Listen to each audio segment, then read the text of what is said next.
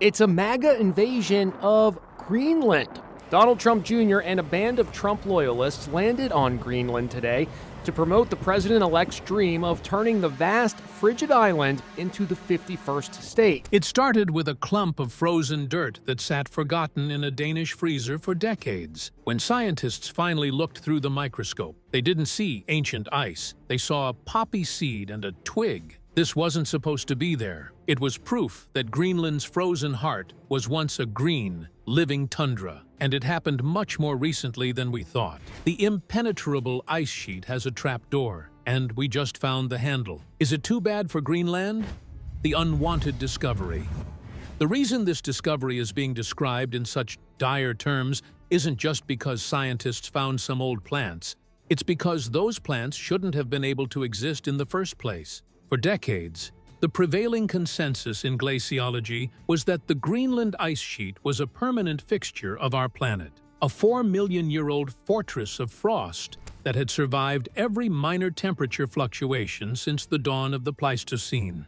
We treated it like a geological constant, a solid block of white that would take tens of thousands of years of extreme heat to even begin to nudge. But the dirt tells a different story. It tells us that the fortress isn't just vulnerable, it's fragile. What makes this bad in the most clinical, sobering sense of the word is the timing. By analyzing the isotopes in the soil, researchers realized that Greenland wasn't just green millions of years ago when the Earth was a greenhouse. It was green as recently as 416,000 years ago, a period known as marine isotope stage 11. During that time, the world wasn't experiencing a climate apocalypse. Temperatures were only slightly warmer than they are today, and the concentration of carbon dioxide in the atmosphere was around 280 parts per million. For context, we are currently sitting at over 420 parts per million. If Greenland's ice sheet, all 2.8 million cubic kilometers of it, could vanish or significantly collapse under conditions that were cooler and had less greenhouse gas than our current environment, we are no longer talking about a theoretical future problem. We are looking at a dead man walking scenario for the ice.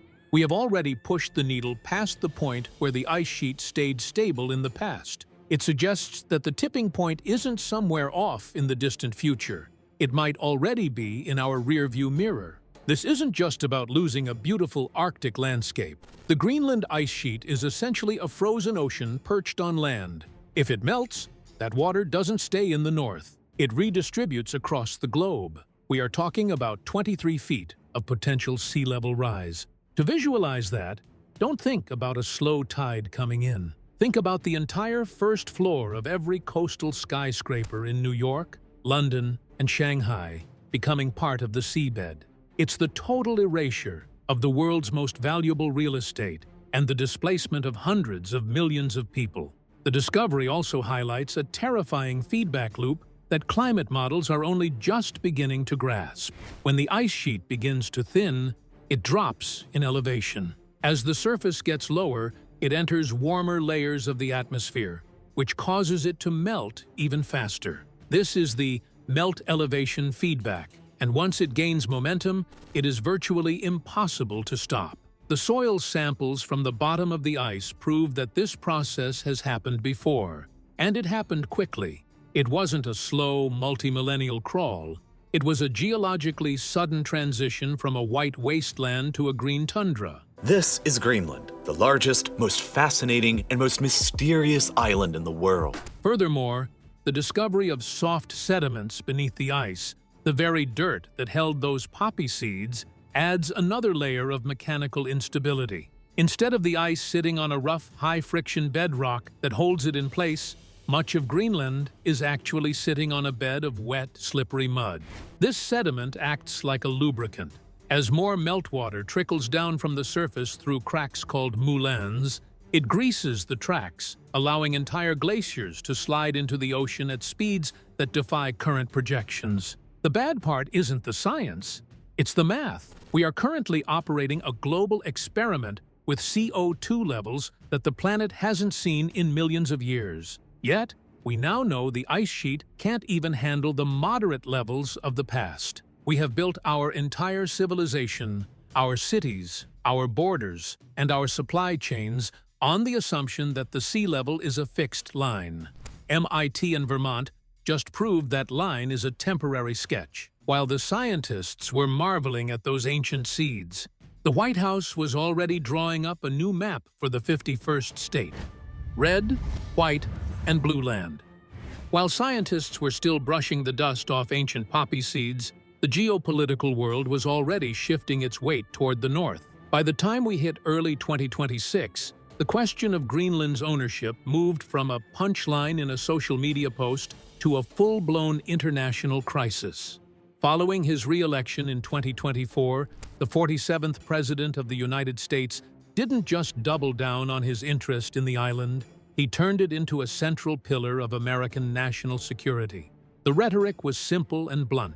Greenland is part of the Western Hemisphere. It is essential for the Golden Dome missile defense system, and the United States intends to control it one way or another. Here's what the Golden Dome could ultimately look like, and why some worry that it will fuel a dangerous arms race in space. The diplomatic frost began in earnest in December 2025, when the White House appointed Louisiana Governor Jeff Landry as a special envoy to Greenland. This wasn't a standard ambassadorial role. Landry's mission was explicitly framed as advancing American interests for the safety and survival of the world. In the eyes of Washington, the autonomous territory of Denmark had become a security vacuum that Russia and China were all too eager to fill. The American administration argued that Denmark, a country of 6 million people, simply didn't have the military or financial muscle to protect a territory 3 times its own size, especially as the melting ice began to reveal a $1 trillion treasure chest of minerals. By January 2026, the situation escalated into what historians are already calling the Greenland crisis. The U.S. issued a stark ultimatum: cede control of the island or face a 25% tariff on all European goods. The president's posts were characteristically direct, stating that he no longer felt an obligation to think purely of peace after being passed over for the Nobel Peace Prize. He even suggested that preserving the NATO alliance might be a choice the U.S. would have to make if its allies didn't cooperate on the Greenland deal. It was a classic buy it or we'll take it posture that sent shockwaves through the European Union and caused Denmark to designate the United States as a national security risk for the first time in its history. The ground-level reality in Greenland became just as surreal. In a bizarre charm offensive, Donald Trump Jr. led an entourage to the island, handing out mega hats and attempting to engage locals via speakerphones. Meanwhile, back in D.C., Republican congressmen introduced bills to formalize the annexation, with some even floating the name Red, White, and Blue Land for the new 51st state. The U.S. government even offered to send a hospital ship, the USNS Mercy, to Nuuk, claiming the locals weren't being taken care of by the Danish healthcare system. Greenlandic Prime Minister Jens Frederik Nielsen's response was a polite but firm "no thanks," noting that their public health system was free and functioning just fine. But behind the hospital ships and hats lay a much harder edge. By February 2026, reports emerged of covert societal infiltration operations. The Danish Security and Intelligence Service began monitoring American individuals connected to the administration who were allegedly handing out cash in the streets of Nuuk to drum up support for secession from Denmark. The U.S. Vice President, J.D. Vance, made an uninvited visit to Pituffik Space Base, where he delivered a speech criticized by Danish leaders as a pure provocation. When the highest-ranking U.S. officer in Greenland, Commander Susanna Myers, suggested the administration's threats didn't reflect the military's actual relationship with Denmark, she was promptly fired. The tension only broke, or rather, pivoted at the 2026 Davos conference. After a productive meeting with NATO Secretary General Mark Rutte, the president announced a pause on the tariffs. He claimed they had reached a framework of a future deal for the entire Arctic region. while Denmark and Greenland were quick to clarify that the island remains not for sale. The U.S. had successfully moved the needle.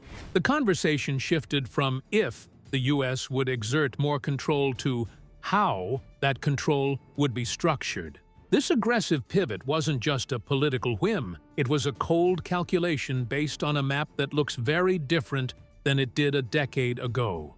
Every mile of ice that vanishes reveals a landscape that the Pentagon views as a vital military asset. To the administration, the Greenland ice sheet isn't just a natural feature, it's a retreating wall that is exposing the most strategic real estate on the planet. If the U.S. doesn't occupy that space, they argue, someone else will. The push for annexation is a frantic response to a scientific reality that suggests the ice is much closer to a total collapse than we were ever told. This is the new front line of the 21st century, a scramble for a continent that is literally appearing out of thin air. We are watching the birth of a new geography, and the United States is determined to be the one holding the pen when the new maps are drawn. The push for annexation isn't just about bravado, it's a frantic response to a scientific reality that suggests the ice is much closer to a total collapse than we were ever told. To prove that the discovery wasn't just a localized fluke, researchers turned to the specialized precision of labs like MIT to verify the magnetic and isotopic ghost stories written in the dirt. The MIT fingerprint. While the discovery of poppy seeds and willow twigs was the visual smoking gun, the scientific community is notoriously difficult to convince with just a few fragments of organic matter. To move from a curious biological find to a global geological warning, you need a different kind of proof, the kind that is written in the very atoms of the Earth. This is where the specialized expertise of institutions like MIT's Department of Earth, Atmospheric, and Planetary Sciences, EAPS, becomes the pivot point of the story. If Vermont provided the eyes to see the past, MIT provided the clock to time it. The challenge with subglacial sediment is that it has been buried under 2 miles of ice for what was assumed to be millions of years. Traditional carbon dating is useless here. Its half-life is far too short to measure anything beyond the last 50,000 years. To peer further back, researchers utilize cosmogenic nuclide dating, a technique that measures the concentration of rare isotopes like beryllium-10 and aluminum-26. These isotopes are only created when the Earth's surface is directly exposed to cosmic rays from space. The moment a landscape is buried under thick ice, the cosmic clock stops ticking, and the isotopes begin to decay. MIT's role in refining the physics of these clocks has been foundational. By analyzing the ratio of aluminum-26 to beryllium-10 in the quartz grains found in the Camp Century dirt, scientists can calculate exactly how long a piece of ground was exposed to the sun versus how long it was hidden in the dark. The results coming out of these high-precision labs were a gut punch to the scientific status quo. The data didn't show a landscape that had been buried for 3 million years. It showed a landscape that had seen the sun as recently as 400,000 years ago. But MIT's contribution goes beyond just dating the dirt. The Institute has been at the forefront of the Climate Grand Challenges, an initiative specifically designed to tackle the most complex tipping points in the Earth system. Researchers like Brent Minshew have been utilizing a combination of satellite INSAR data and advanced glaciology models to understand the mechanics of the ice sheet's base. The MIT perspective shift was crucial. They stopped looking at the ice sheet as a static block and started treating it as a dynamic, flowing fluid that responds to the roughness and composition of the soil beneath it. When the MIT models were fed the data from the Camp Century sediment, the fact that the ice sits on a bed of soft, silty soil rather than hard rock, the projections changed overnight. They realized that the friction holding the Greenland ice sheet in place was far lower than previously modeled.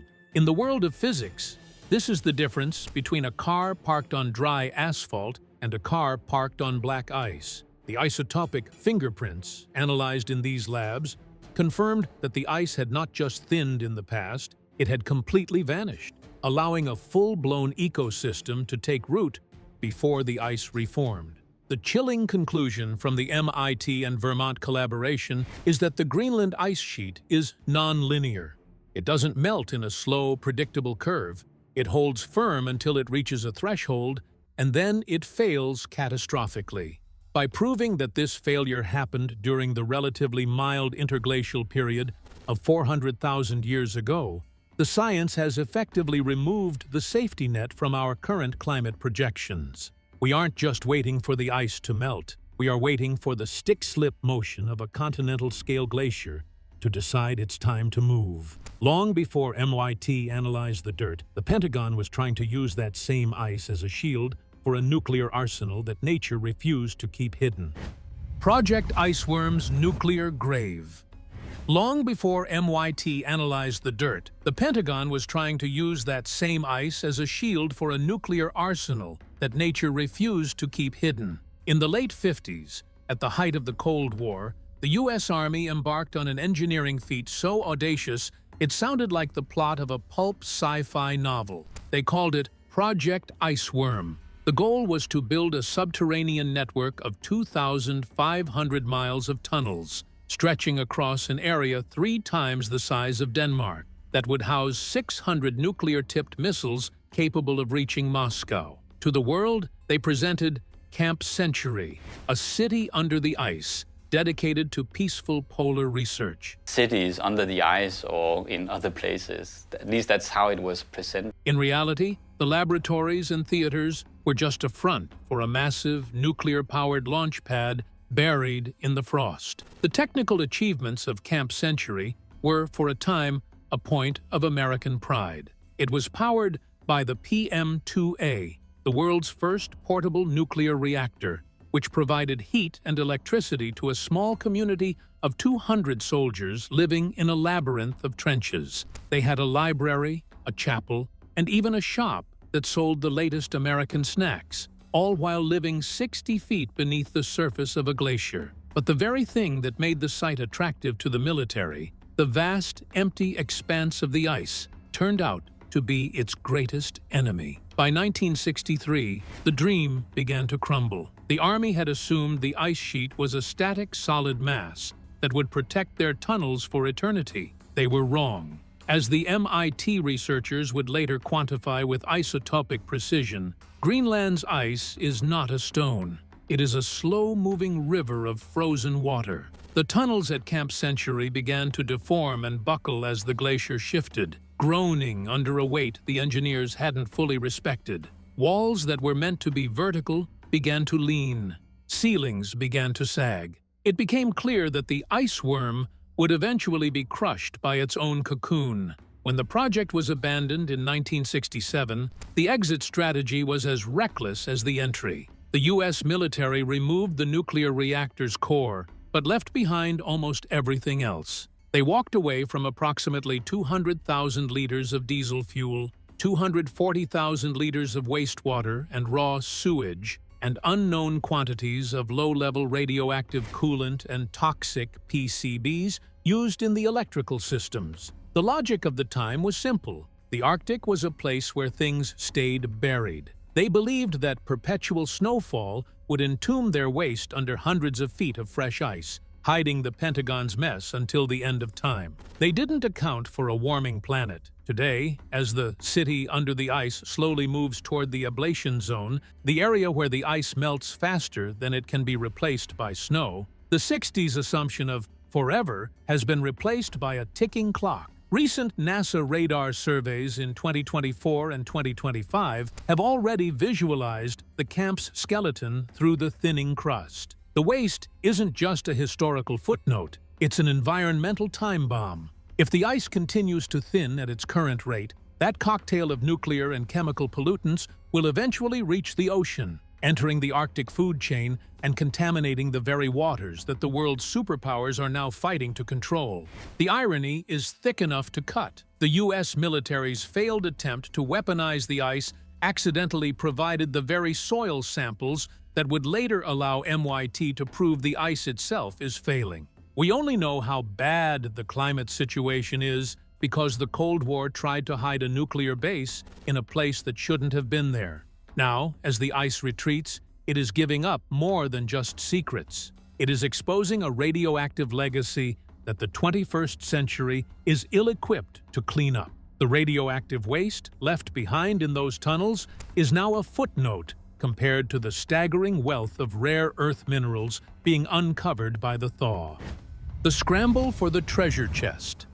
The radioactive waste left behind in those Cold War tunnels is now a footnote compared to the staggering wealth of rare earth minerals being uncovered by the thaw. 1.5 million square kilometers of ocean is also hiding underneath this ice. As the 2.8 million cubic kilometers of ice recede, they are revealing what geologists call the forbidden fruit of the Arctic, the Gardar province. This region in southern Greenland is home to the Kvanefjeld and Tanbreez deposits, which by early 2026 have been confirmed as some of the most significant mineral concentrations on the planet. This isn't just a discovery of common iron or copper, it is a trillion-dollar treasure chest of the specific elements that power the 21st century: neodymium, praseodymium, terbium, and dysprosium. These are the hidden ingredients in everything from the permanent magnets in F-35 fighter jets to the high-efficiency motors of electric vehicles and the phosphors in our smartphone screens. For decades, China has maintained a near-monopolistic chokehold on these elements, controlling 70% of global mine output and nearly 90% of the world's magnet manufacturing. But the MIT-backed geological surveys of 2025 and 2026 have rewritten the global resource map. Greenland is now estimated to hold up to 25% of the world's future demand for these minerals, positioning it as the only viable democratic counterweight to Beijing's dominance. In early 2026, the Tanbreez project became the epicenter of this gold rush. While other sites have been stalled by environmental regulations, specifically Greenland's strict 100 parts per million limit on uranium, Tanbreez received a massive $120 million letter of interest from the U.S. Export-Import Bank. The deposit is unique because it is exceptionally rich in heavy rare earths,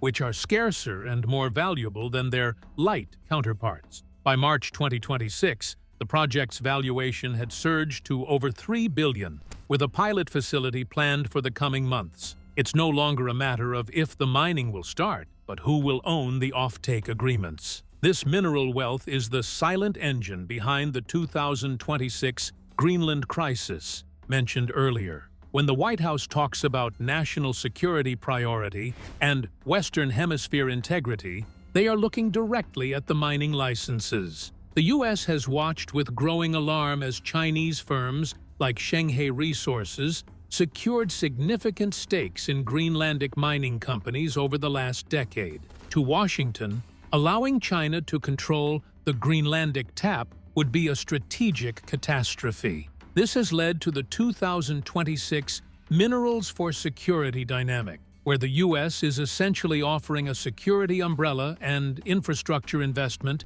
in exchange for exclusive access to the newly exposed dirt. However, the scramble for these treasures faces a brutal reality. Greenland has almost no industrial infrastructure. There are only 150 kilometers of roads on the entire island, and most mining sites are located in fjords that are only accessible by sea during a short, unpredictable summer window. To get the ore out, companies are proposing massive, multi-billion-dollar projects involving ice-strengthened shipping fleets and seasonal ice roads. The cost of doing business in a place where the temperature routinely drops below -40 degrees Fahrenheit is astronomical, requiring a level of capital that only major nation-states or the world's largest sovereign wealth funds can provide. The irony of the situation is not lost on the local population. Greenlandic Prime Minister Jens Frederik Nielsen has pointed out that while the world is fighting over what's under the ice, the people of Greenland are the ones dealing with the consequences of the ice disappearing. The mineral gold mine is a double-edged sword. It offers a path to total economic independence from Denmark, but it also threatens to turn the island into a scarred landscape of open-pit mines and industrial tailings. As the ice pulls back, the struggle for the treasure chest is turning a quiet Arctic territory into the most contested piece of real estate on Earth. Yet, for every ounce of gold pulled from the newly exposed mud, an inch of water is added to the doorsteps of every coastal city on Earth. The map of disappearance. Yet, for every ounce of gold pulled from the newly exposed mud, an inch of water is added to the doorsteps of every coastal city on Earth. This is the central paradox of the Greenland discovery. While the island itself is rising out of the water like a breaching whale, the rest of the world is sinking. As the 1.7 million square kilometers of ice vanish, the loss of weight allows the Earth's crust beneath Greenland to rebound upward. Paradoxically, the local sea level in Nuuk and Qaqortoq is projected to drop by as much as 8 feet by the end of the century. But that displaced water doesn't disappear. It is redistributed across the globe, and due to the laws of gravity and the Earth's rotation, it is aimed directly at the most populated coastlines of the mid-latitudes. By early 2026, the map of disappearance has become a staple of urban planning and a source of mounting financial panic. We are no longer discussing a distant 2100 deadline. The data from MIT and recent NOAA reports confirm that we are seeing a front-loading of sea level rise. For cities like Miami, New York, and Boston, the 23 feet of potential rise locked within the Greenland ice sheet isn't just a number, it's a mortgage cliff. In the Florida real estate market, which represents a $1.3 trillion engine, the 2026 upper limit reports have sent a chill through the banking sector. Lenders are beginning to pull back on 30-year mortgages for properties at less than 4 feet of elevation. When the financing for a coastal home disappears, the value of that home evaporates instantly, long before the first wave actually hits the living room. The physical reality of a Greenland collapse is even more dramatic for the megacities of Asia. Jakarta, already the world's fastest sinking city due to groundwater extraction, is now facing a double pincer movement of land subsidence and accelerating meltwater. If the Greenland dome flattens, as the MIT models suggest it has done before, the resulting surge will overwhelm the great seawall projects in Indonesia and Thailand. In Shanghai and Dhaka, the geography of the next decade involves the permanent loss of agricultural land to saltwater intrusion, creating a climate refugee crisis on a scale that will dwarf any 20th century conflict. What is often missed in the headlines is that sea level rise is not a quiet process. It doesn't look like a slow-filling bathtub. It looks like sunny day flooding that corrodes the city from the inside out. In Boston, legacy infrastructure, the subways, the sewage pipes, the fiber optic cables, was built for a stable coastline that has existed for thousands of years. As the Greenland melt adds volume to the Atlantic, the high tide nuisance floods of 2024 have become the weekly shutdowns of 2026. Every last chunk of ice is melted.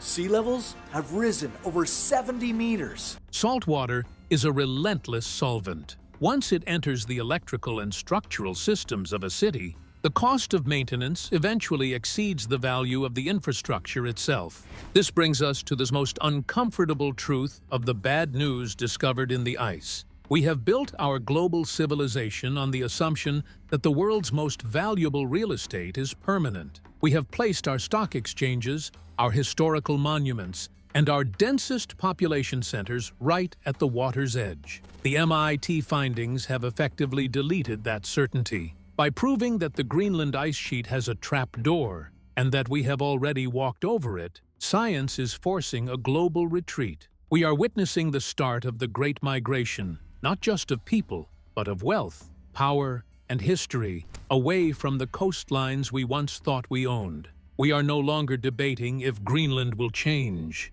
We are now witnessing the birth of a new rocky continent and the chaotic struggle to own it. The discovery in the Greenland ice is a final warning that the world we built was based on a temporary geography. We once viewed the Arctic as an eternal frozen vault, a place where secrets, nuclear waste, and ancient soil stayed buried forever. MIT's data and those fragile poppy seeds have shattered that illusion. We now know that the ice sheet isn't a permanent fixture. It's a living, breathing system that has collapsed before under less pressure than we are applying today. The trapdoor is open, and the transition from a white wasteland to a rocky, green continent is already underway. As the ice retreats, it is giving way to a chaotic new era of Arctic realpolitik. The 2026 scramble for Greenland's minerals and the U.S. push for annexation are just the first tremors of a massive global shift. Greenland is no longer just a canary in the coal mine. It is the engine of a new world order. The only question left is whether we will spend the coming decades fighting over the dirt it reveals, or working to save the cities the water will claim. Stay ahead of the thaw. Subscribe now to keep track of the new maps being drawn in the high north.